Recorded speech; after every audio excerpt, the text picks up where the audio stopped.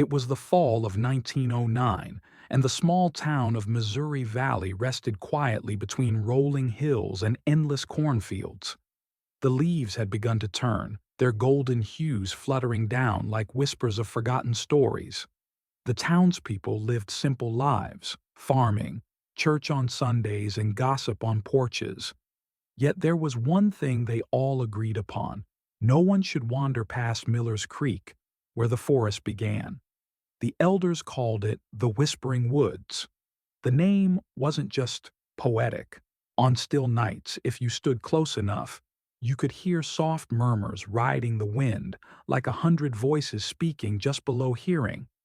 Children were told tales of travelers vanishing into the dense green, hunters, loggers, even a preacher once.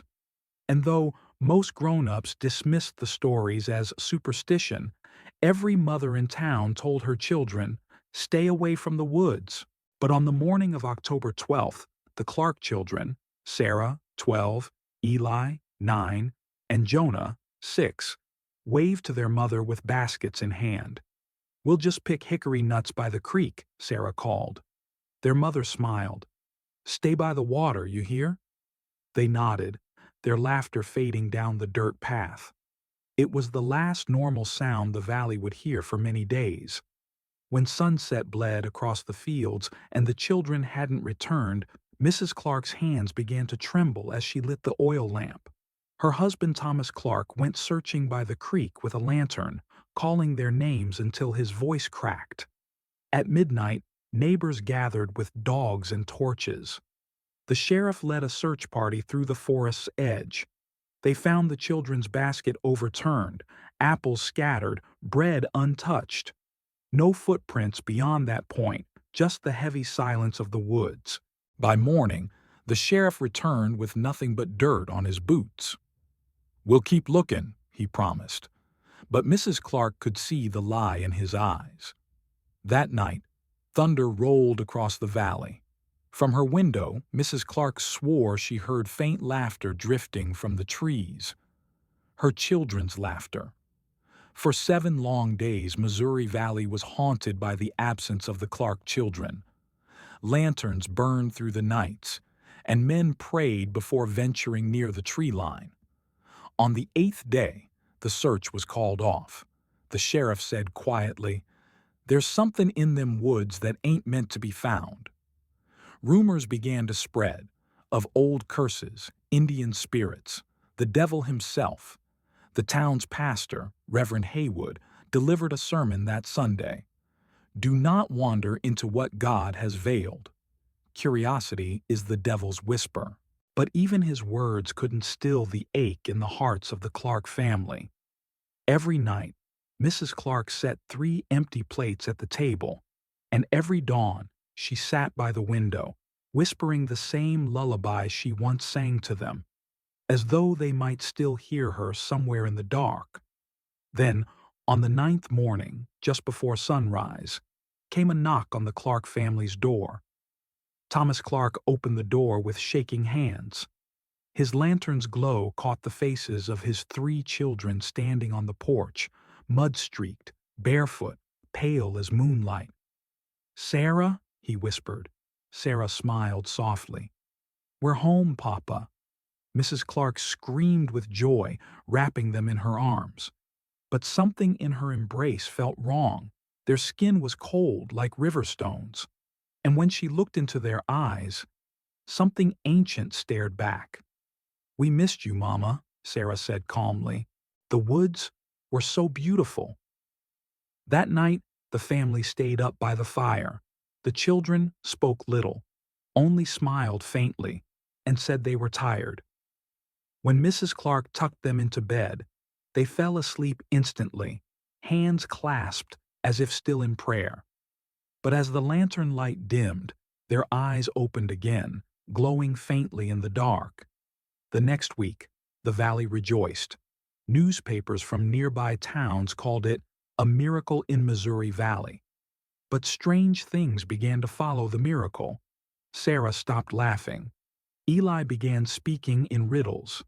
Jonah sat for hours staring out the window, whispering, "It's still moving." At school, Sarah astonished her teacher by solving arithmetic far beyond her grade. Yet when praised, she only smiled and said, "Numbers are like trees. They grow if you let them." Jonah started drawing trees with faces and long arms reaching toward the sky. At night, neighbors claimed to see a faint green glow coming from the Clark cabin. When questioned, Mr. Clark said it was just lanterns, but even he wasn't sure anymore. Reverend Haywood visited the Clark home one Sunday afternoon. He came with his Bible and the weight of rumors pressing on him. Over tea, he smiled and asked the children gently, "Do you remember what happened, my dears?" Sarah's eyes lifted slowly from her cup. "It's not something to remember," she said. "It's something that remembers us." The Reverend felt a chill crawl up his spine. "And what is that?" "The woods," Eli whispered. "They never forget." That night, the Reverend couldn't sleep. In his journal, he wrote, "These children carry something within them. A stillness, like the silence before God speaks." He prayed for them, but his voice quavered as he did. A week later, a violent storm swept through the valley. Lightning danced above the treetops like silver snakes. Mrs. Clark found the children sitting by the window, holding hands, their faces serene. "What are you doing?" she cried. Sarah turned to her, her voice calm. "It's time for the woods to wake up again." The storm passed by dawn, leaving the town drenched. Yet when the Clarks stepped outside, they found something extraordinary. Every flower in their garden had bloomed overnight, vivid and alive despite the cold. Even the dead lilac bush by the porch was covered in blossoms. The pastor called it a sign from heaven, but others whispered that something else had taken root. That same week, a traveling peddler stopped by the Clark home, offering ribbons, combs, and coffee beans. When he saw the children, he froze. Later, at the tavern, he asked quietly, "Did they come from the woods?" When someone nodded, the man's face drained of color. "I've heard this before. Red Elm, back in '84. 4 children went missing. Came back different. Folks said they spoke with the forest spirits, voices that promised life in exchange for silence." He left the next morning without another word. No one saw him again. That night, the wind howled through the valley, carrying whispers that sounded almost like laughter. One evening, Thomas Clark was carving a wooden bird by the fire. His hands were steady. He was a craftsman by trade. But Jonah watched with curious eyes. "That's wrong," the boy said suddenly. Thomas smiled. "And what do you know about carving, son?" Jonah reached over, took the bird, and with a few quick movements of the knife, shaped its wings differently. Then, impossibly, the wooden bird's wings flexed and fluttered, like something alive. Thomas dropped it in shock. "How did you—" Jonah looked up, eyes bright. "The woods teach things, Papa. You just have to listen long enough." Later that night, Thomas buried the carving in the yard. By morning, a small sapling had sprouted from that very spot. By early November, unease crept into every corner of the Missouri Valley. The cows refused to graze near the woods. Chickens laid eggs with strange markings on the shells. At dusk, the sunlight seemed to fade too quickly, like the day itself was afraid to linger. Children whispered that Sarah's eyes glowed faintly in the dark classroom. A boy claimed he saw her talking to a tree during recess. The sheriff, uneasy, paid the Clarks a visit. "There's talk," he said gruffly. "Talk that something unnatural's happening under your roof." Mrs. Clark stood firm. "They're my children. Whatever they've been through, it's not their fault." The pastor placed a hand on the sheriff's shoulder. "Fear isn't faith," he reminded him. Yet even he couldn't shake the feeling that the valley was changing, that the woods were slowly reaching out toward the town, one root at a time. Winter arrived early that year. The trees shed their last leaves, standing naked and still as if listening.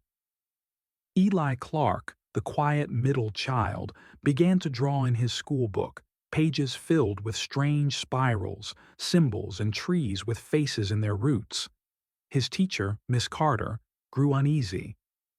"Eli," she asked softly, "where did you learn to draw like that?" He shrugged. "I didn't learn." "They show me who?" "The ones in the ground." That night Mrs. Clark saw Eli slip out of the house. She followed quietly, her breath fogging in the cold air. At the edge of the forest, she found him standing barefoot on the frost, hands outstretched, whispering. The trees swayed though there was no wind.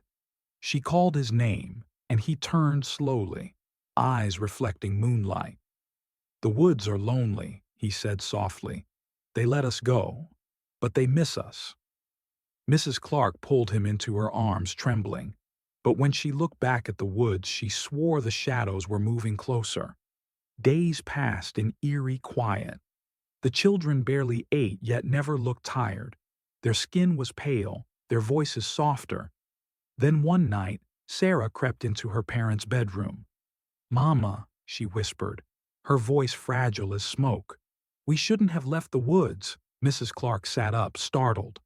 "What do you mean, sweetheart?" "The woods kept us safe," Sarah said. "They told us stories, showed us things." "It hurts them when we stay away," Mrs. Clark's voice quivered. "Hurts who, darling?" "The trees," Sarah said. "They cry." "But you can't hear it over the wind." Her mother froze. And then she saw it, a single tear sliding down Sarah's cheek, dark as sap. The next morning, the Clark children were gone. Again. No footprints, no trail, no broken door latch. Just 3 empty beds and the faint smell of rain. The sheriff organized another search, but no one volunteered this time. Fear had turned the valley hollow. Mrs. Clark, frantic, went into the woods alone. She called until her voice broke, clutching a lantern that flickered like her hope. When they found her at dawn, she was lying near Miller's Creek, clothes soaked, hair tangled with leaves, alive but silent. For 2 days she didn't speak a word. Then, sitting by the window, she finally whispered, "They're not lost. They're waiting." Winter deepened. Snow fell thick across the valley. The Clark home stood cold and empty, its windows dark. Then, one morning in December, Mr. Clark found an envelope wedged beneath the doorframe. There was no postmark. Inside, written in careful, childlike handwriting, was a letter. "Don't be sad, Mama. The woods love us. We're helping them grow again. When spring comes, you'll see enclosed were 3 pressed green leaves, impossibly fresh, warm to the touch, and fragrant like new rain." Mrs. Clark pressed the leaves to her chest and sobbed. She didn't notice that when she placed them on the table, the wood beneath them began to bloom faintly with moss. When March came, Missouri Valley thawed. But the thaw wasn't natural. Flowers erupted across frozen ground. Saplings sprouted from fences. Even old stumps burst into fresh growth. The air smelled like life itself. People said the Clark farm was the center of it. The garden that had withered all winter now flourished with blossoms of every color, plants no one could name. The pastor wept when he saw it. "It's as if heaven has touched this land," he said. But the sheriff muttered, "Or something else has." At night, the glow returned, soft, green, and pulsing, spreading from the fields toward the woods, like the earth itself was breathing again. One misty morning in April, as bells rang for Sunday service, 3 figures appeared walking down the dirt road, barefoot, calm, older: Sarah, Eli, and Jonah. Their hair had grown long, their eyes gentle and clear. They looked like the children everyone remembered. Yet something about them radiated peace, not mystery. The congregation gathered, whispering. Mrs. Clark ran to them, crying, "My babies!" Sarah held her mother's hands. We told you we'd come back when the spring came." Mr. Clark fell to his knees, pulling them close. "You're home now," he said. But deep in their eyes, there still flickered that faint, other-worldly light, the memory of the woods. Over the next few days, the children spoke with the pastor and their parents about what had happened. They said that beyond the forest's edge lay a place where the earth dreams, a place without time, where the roots of all things connected.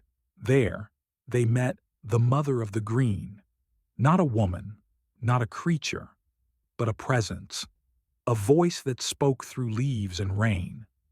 "She told us people forgot," Sarah explained softly. "Forgot that the earth listens. That trees remember every name that ever passed their shade. She said if we carry her memory," Eli added, "the world might heal a little." The pastor wrote in his diary that night, "If their tale is true, then perhaps heaven isn't above us, it's beneath our feet." Years passed. The Clark children grew into remarkable young adults.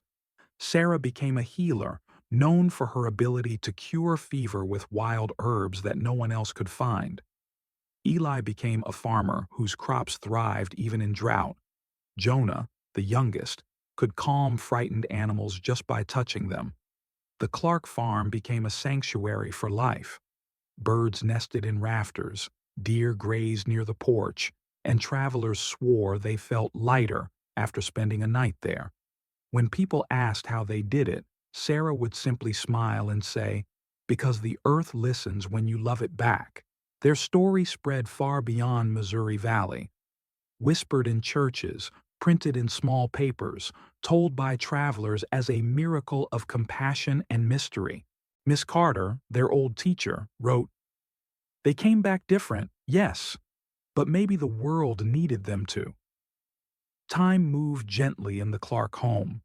Years later, when Mrs. Clark grew old and frail, she would sit by the window, wrapped in quilts, staring at the oak tree outside, the one her children had planted from that first wooden bird. Its branches reached high into the sky, strong and alive, even in winter. One night, as the fire dimmed, she whispered, "You always belonged to something greater, didn't you?" Sarah knelt beside her and took her hand. "We never really left the woods, Mama. We just carried them with us." Mrs. Clark smiled faintly. "Then I'm glad," she said, "because I think they carried me too." She passed away that night, peacefully. And when morning came, the great oak outside their home was covered in white blossoms. Though it was the heart of January, years turned to decades.